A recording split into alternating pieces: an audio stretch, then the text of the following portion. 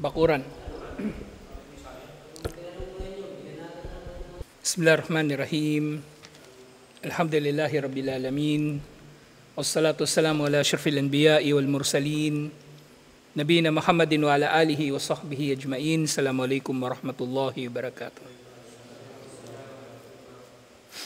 So in fact, inshallah, tiyatalakay na natin yung zakatu bahimatil an'am. Ang zaka para sa bahimatul an'am, para sa mga pastuling hayop. So ngayon inshallah, yung nga natalakay na natin yung mga pastuling hayop. Ito lang yung tukoy na an'am, baka, na kasama na sa kanila yung yung kalabaw. Pero yung tama raw pala, hindi siya dinidomesticate, hindi siya inalagaan. Wild lang talaga yung tamaraw. So hindi siya kasama. Yung yung camel, baka kasama yung kalabaw, camel, tupa, kambing, yun lang ang bahimatul an'am. Usa hindi siya kasama doon. Yung mas'alatu thaniya fi qadril wajib. So magkano ang zaka sa bawat bilang ng iyong hayop na pastulin na abot sa nisab.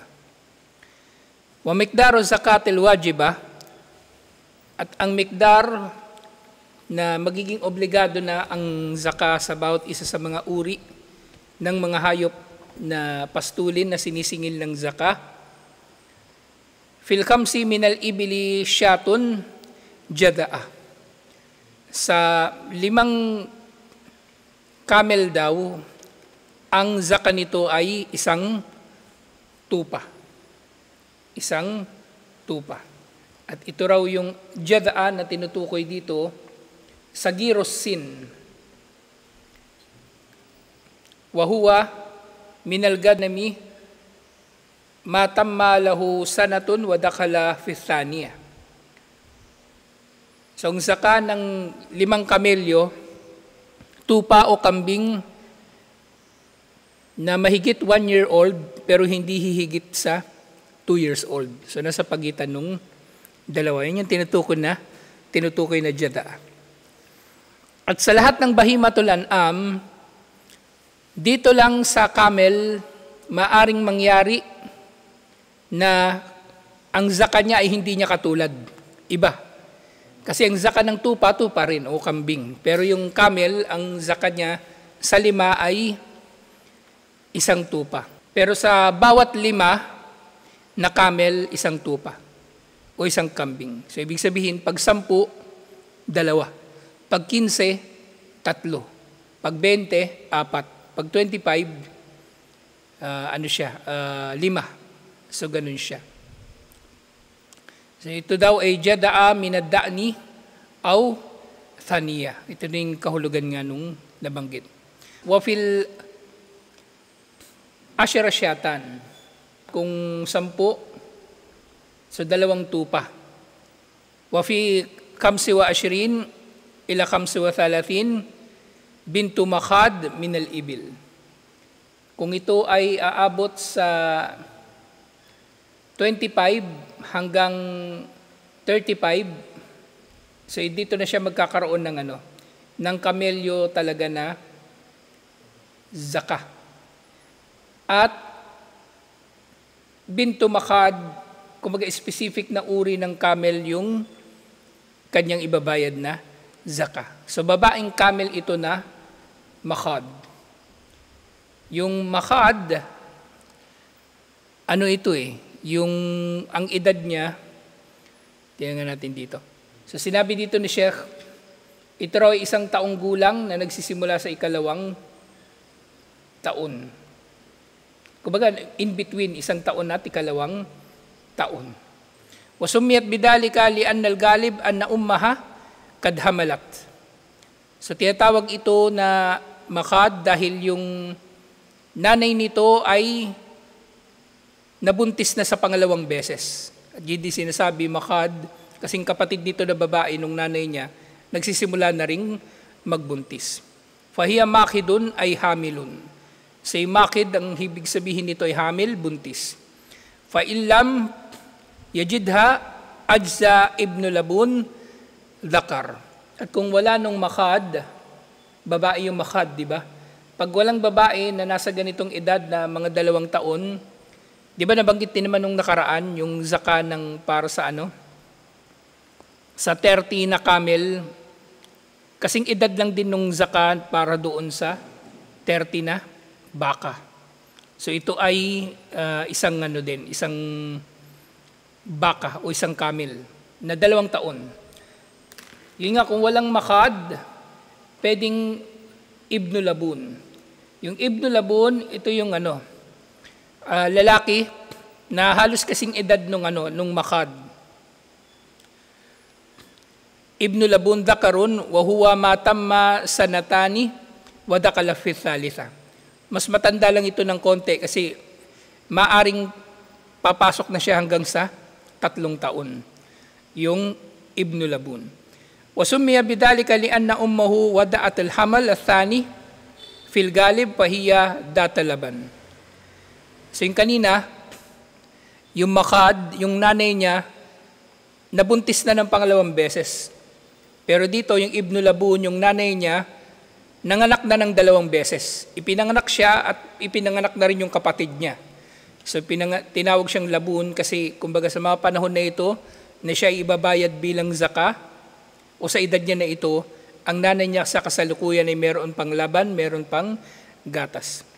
Wasipisit tatalatin ila 45 bintu labun. At kapag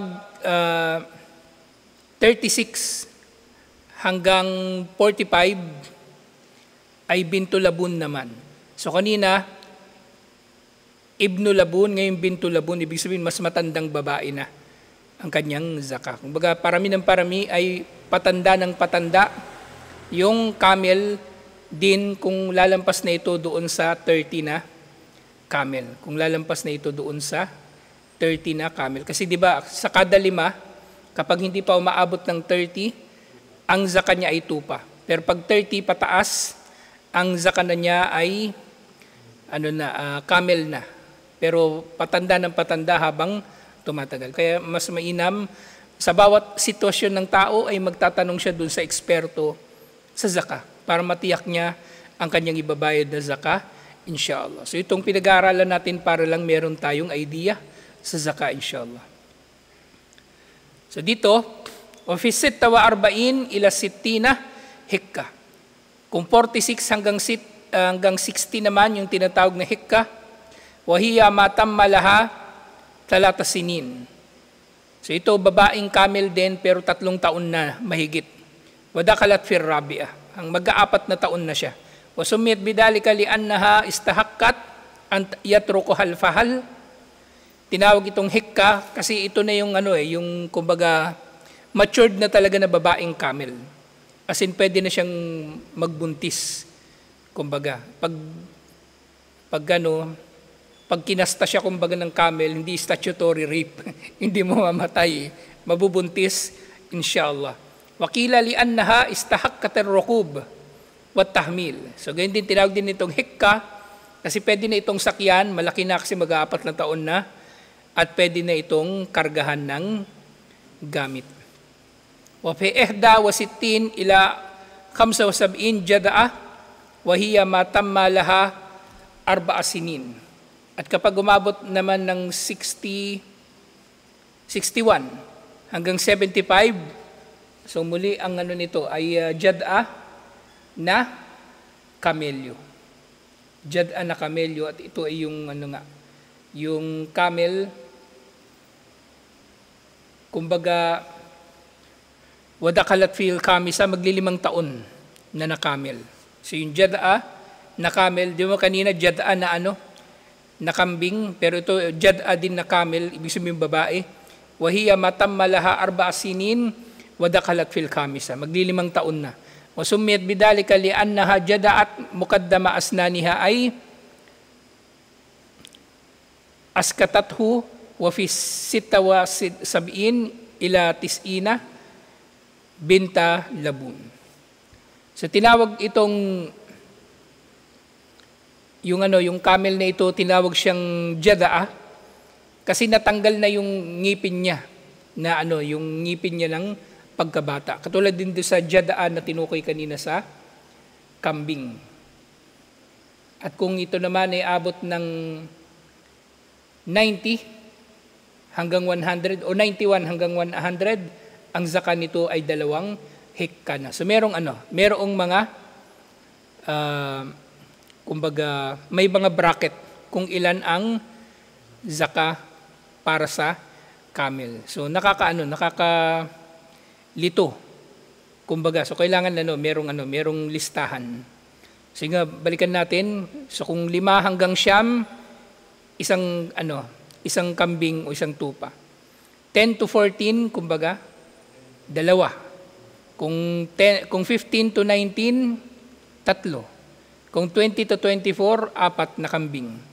Kung 25 to 35, eto yung bintu makad, yung babae na nasa edad na magdadalawa. 36 to 45, bintu labun, yung magtatatlong taon. Tapos yung 46 to 60, hekka, yung mag-4 na taon. At 61 to 75, yung mag-6 na taon, yung Jada'a, o magdi-5 taon yung Jada'a.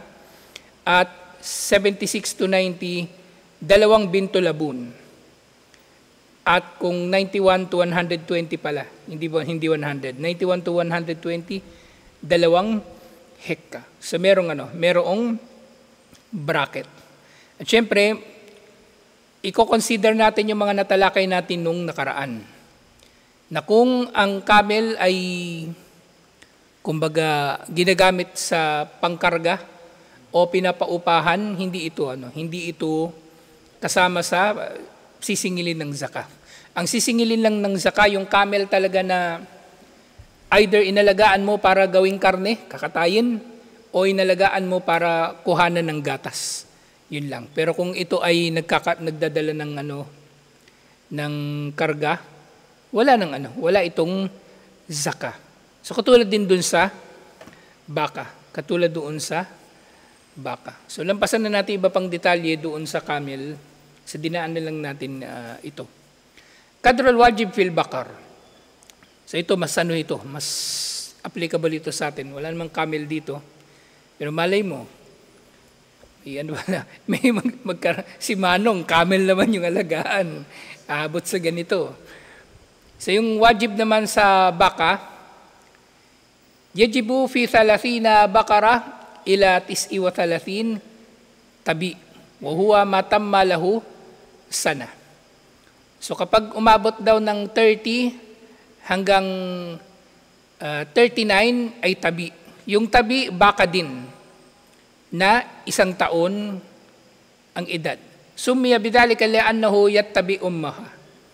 Yung 1 taon na baka, tinawag siyang tabi kasi nakasunod siya palagi sa nanay niya. Yung baka hanggang sa 1 taon na edad ay nakasunod lagi sa kanyang nanay. So dito, baka na. Doon lang talaga sa camel yung medyo nakakalito kasi ang ibang zaka nito ay tupa. Ang ibang zaka nito ay tupa. At kapag umabot naman sa 40 hanggang 59, ang kanyang zaka ay baka rin na musinna. Wahiya matamma laha sanatan. So ito yung magdadalawang taon na baka. So walang tinukoy dito na lalaki o babae sa baka. Ang mahigpit dun sa yung sa camel, may distinction sa pagitan ng lalaki o babae. Pero dito, wala na. Basta yung edad ang tinitingnan. So dito, yung usumiyat bidalik li'annaha talaat laha asnan. So tinawag yung baka na yon na merong edad na 2 taon, namusin na kasi lumilitaw na yung kanyang sin, yung kanyang ngipin. Nagkakaroon na siya ng ngipin. O fi 60 ila 69 tabiatin. Yung tabiatin yung tig 1 taon kanina na nabanggit natin. Thumma fi kulli 30 tabi. At sa bawat 30, halimbawa meron kang 60, ay meron ka ng zaka na isang taon na baka. At sa bawat 40, meron kang zaka na baka na tig 2 taon. So ganoon siya binibilang. So dito, mula 30 hanggang 39, isang taong gulang na baka. Mula 40 hanggang 59, isang baka na 2 taon. Pero sa bawat 60 na iyong baka, bawat 30, so isang musin na. Ngayon, kung magiging 60 to 69, nakalito ito nga na. Balikan nga natin. Basta 40 to 59, musin na yung 2 taon. 60 to 69, 2 baka na tig 1 taon. At 70 to 79, 2 baka, pero yung isa tabi, 1 taon, at yung isa ay 2 taon. Ganun siya mangyayari. Famazada fa fi kulli 30 tabi wa fi kulli 40 musinna. So yung limit 79. At kung aabot nga ito sa lampas pa doon, sa bawat 30 ay tig 1-year-old na baka ang iyong zaka.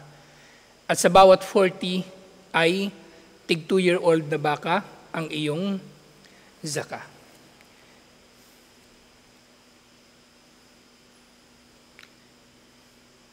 So ngayon, pangatlo, qadrul wajib fil ganam. Tungkol sa mga tupa at kambing. Yajibu fi 40 minal ganami ila 120. So sa 40 hanggang 120 na kambing o tupa, syatun. So isang tupa ang kanyang zaka. Isang tupa ang kanyang zaka. Sa bawat 40 hanggang 120. Kapag 121 hanggang 200, 2 tupa. So ibig sabihin, hindi kada 40 ang bilang. Kasi baka akalain ng tao kada 40. Na kung meron siyang 120, 3 tupa. Hindi, may bracket. 40 hanggang 120, isa lang. At kung 121 hanggang 200, doon lang magiging 2 ang kanyang zaka. At 201 hanggang 300, 3 tupa. Thumma yastakirul farida fima ba'da hadal miqdar, fayakunu fi kulli 100 syatun. At kung lalampas pa ng 300, basta sa bawat 100 mo ay 100. Sa bawat 100 ay isa ang iyong zaka, inshallah. Mahma balagat, kahit ilan pa ang abutin ng iyong pag-aari na tupa o kambing. Wadhalika lima jaa fi hadith Anas fi kitabis sadaqa wa fihi, at ito'y ayon doon sa hadith na iniulat ni Anas doon sa kitabu as-sadaqa. Wa fi sadaqatil ganami fi saimatiha idha kanat 40 ila 20 wa 100 syat. Na kapag 40 na saima, so dito binagyang diin yung saima.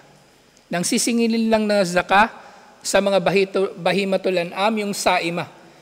Yung kumakain mula sa yung natural na tumutubo na yung damo. Pero kung ito'y tinanim lang, walang zaka. Kung pinapakain ng feeds, wala ring zaka. Pero kung ang madalas kinakainan niya ay natural na tumutubo na, kasi may mga lupa talaga madalas na inaalat bilang pastulan, so pwede. Pero yung kambing na yun nga, kumakain, kahit sa yan, tinanim ni Manong, di ba, napier, papakain yan, tinanim naman yan, so hindi siya masisingil din ng zaka. Mas lalo na nga yung kambing na nanginginain doon sa tanim ng iba. O buwisit na kambing yun. Hindi siya, lalong-lalo na, hindi siya sisingilin ng zaka kasi hindi siya kumain ng halal. Kumbaga, kumain siya ng haram.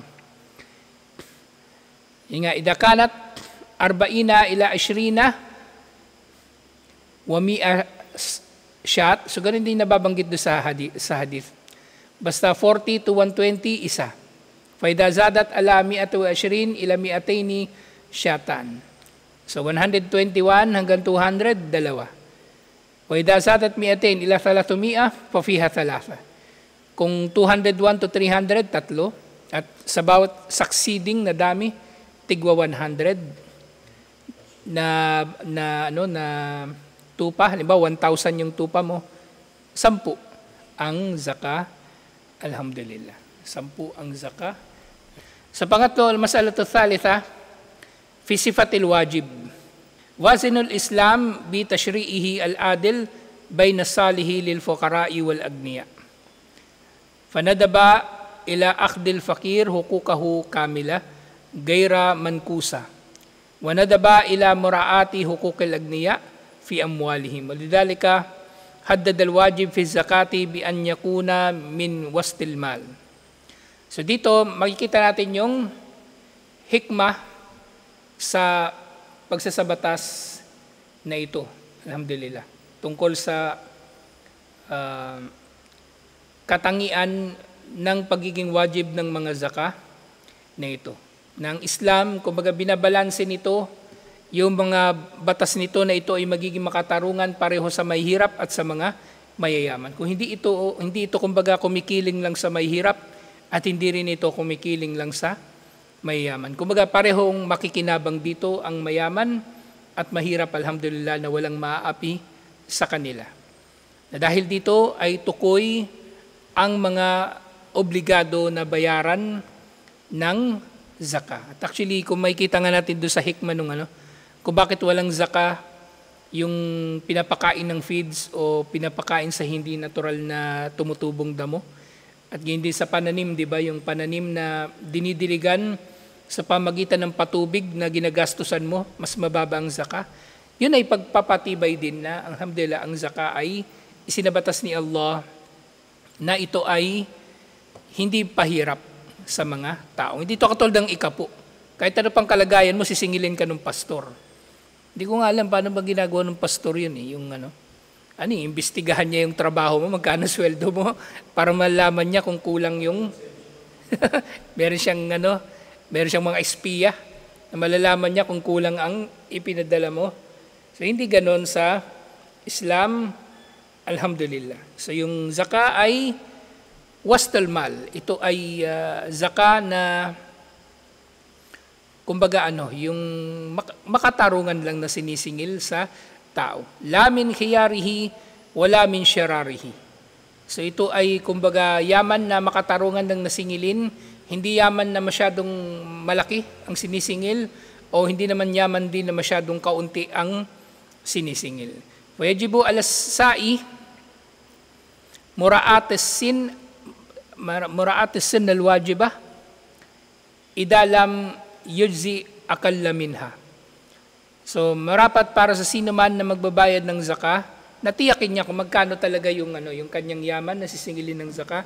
Nang sa gayon ay masisingil ang tamang zaka para sa mga ito. Kaya mahalaga talaga yung accounting sa anumang bagay sa negosyo, lalong-lalo na kahit sa Bawa yan, si Manong nagsimula ng kambingan, dapat umpisa pa lang, meron na siyang listahan. Anong edad nito?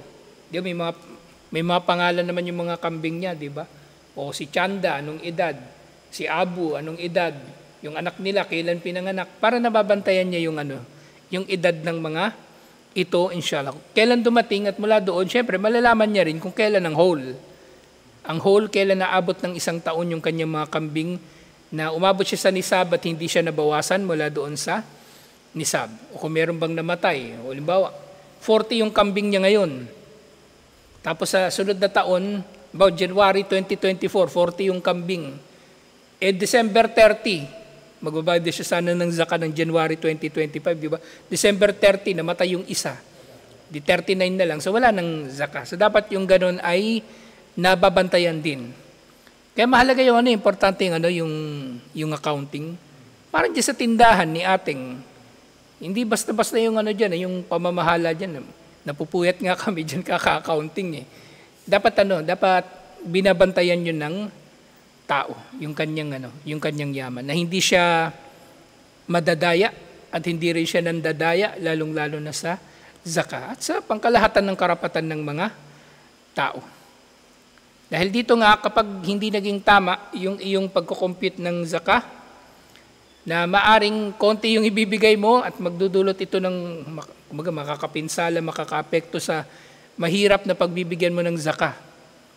So, makakapagbigay ka sana ng mas marami, pero konti lang na ibigay mo kasi hindi ka naging matapat sa pagbibilang o nagkamali ka sa iyong pagbilang. Wala yakud a'la minha. Hindi nang sa gayon, kaya ka kailangan magbibilang, hindi ka makakapagbayad ng kulang at hindi ka rin naman magbabayad ng sobra. Kaya nga, kahit sa zakatul fitr, di ba, pagkain talaga. Ngayon yung mga nagpupumilit na zakatul fitr dapat pera kasi kailangan ng tao yung pera, di magsadaka ka rin ng pera, tapos ang usapan. Ganun lang kadali. Pwede naman. O nagrereklamo yung tao, nagbigay ka nga ng bigas, wala namang ulam. Di bigyan mo pang ulam, bigyan mo dagdag mo 100, 100, bumili ka ng ulam mo. Pero wag na babaguhin natin yung jeans ng zakatul fitr, gagawin nating pera. Kasi walang batayan na ginawa itong pera kailanman.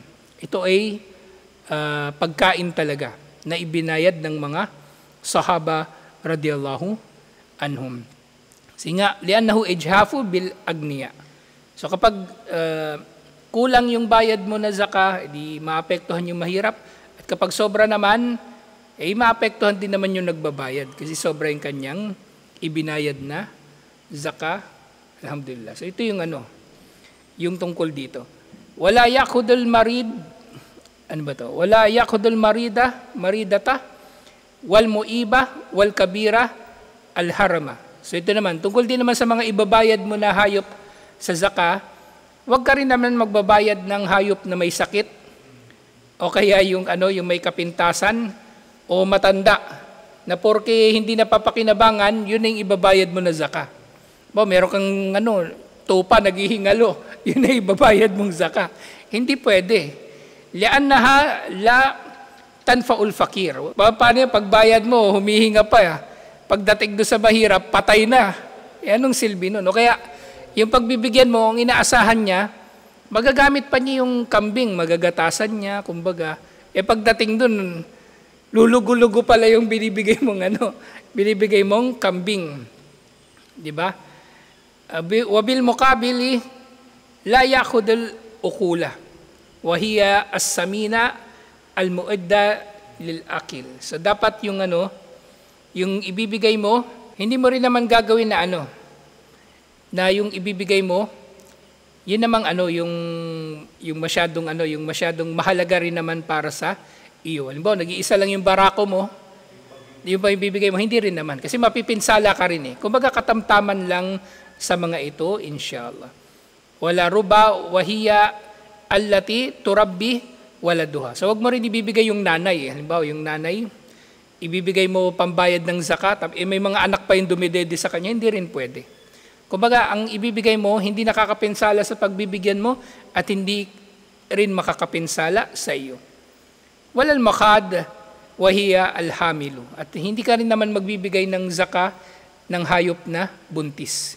Walal fahal al-maad lid-darab. At ganyan din, hindi ka rin magbibigay ng fahal. Ano ba yung fahal dito?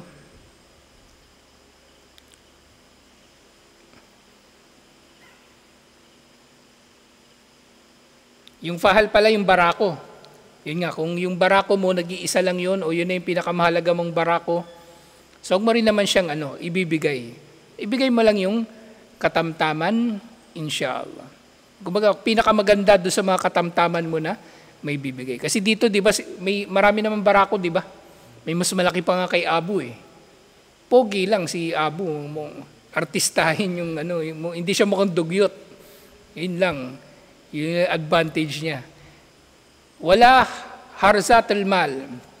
So dito, basta sa pagbibigay mo ng zakah, hindi ka makakapinsala doon sa bibigyan at hindi ka mapipinsala sa iyong pagbibigay. Kumbaga, hindi ka mapagkakaitan ng iyong yaman, inshallah. So ayon ito sinabi ni Propeta Muhammad sallallahu alaihi wasallam, iniulat ito ni Imam al-Bukhari at Imam Muslim, wa iyaka wa karaimi amwalihim. So marapat sa iyo na umiwas na kumbaga maibigay ang pinakamainam sa yaman mo. Dito ang pagkaka-narrate, third person, pero syempre tinutukoy dito, iwasan mo na kunin kumbaga ang pinakamainam sa yaman nila. Huwag mong kukunin yung sobra-sobra. Kunin mo lang yung katamtaman, inshallah. Walima rawa an Omar annahu qala li amilihi Sufyan. So sinabi ni Omar bil Khattab sa kanyang manggagawa na si Sufyan, kallilukumak inna nadaulakum arruba wal makid wadatal laham wa fahlal ganam wa nakhudu aljada wathani wadalika wastu bainana wa bainakum fil mal. So sabi ni Omar bin Khattab radiyallahu anhu dun sa kanyang manggagawa, na sabihin mo dun sa mga tao na magbabayad ng zakah na hindi kukunin sa kanila ang anumang hayop na merong anak. Kasi hindi niya pwedeng iwan yun yung anak niya dumidede pa sa kanya, hindi pwede. Hindi rin pwedeng ibayad ng zakah yung buntis. O kaya hindi rin pwedeng ibabayad sa zakah yung, kumbaga, yung barako na ginagamit mo para magparami ng lahi. Ang kukunin sa kanila ay mga hayop na nasa 2 taon o 3 taon na katamtaman na mga hayop na kukunin mula sa kanila. Ngayon nga, hindi nakakapinsala sa magbabayad ng zakat, hindi rin nakakapinsala sa bibigyan ng zakat. So ito yung usapin dito, alhamdulillah. Sa sumunod, maari ba na paghalu-haluin yung pagbabayad ng zakat sa hayop? Halo-halo yung bilang ng tupa o nung baka. So yano natin ito inshallah. Lilinawin pa natin inshallah. So yung pala yung kanina sa camel, di ba? Halimbawa, puro camel yung alaga mo. Paano yung kung wala kang camel? Paano yung kung wala kang kambing? 5 yung camel mo, pero wala kang kambing, pwede kang bumili ng kambing. At yun ang ipang zazaka mo, inshallah. So tutuloy natin ito, inshallah. Assalamualaikum warahmatullahi wabarakatuh.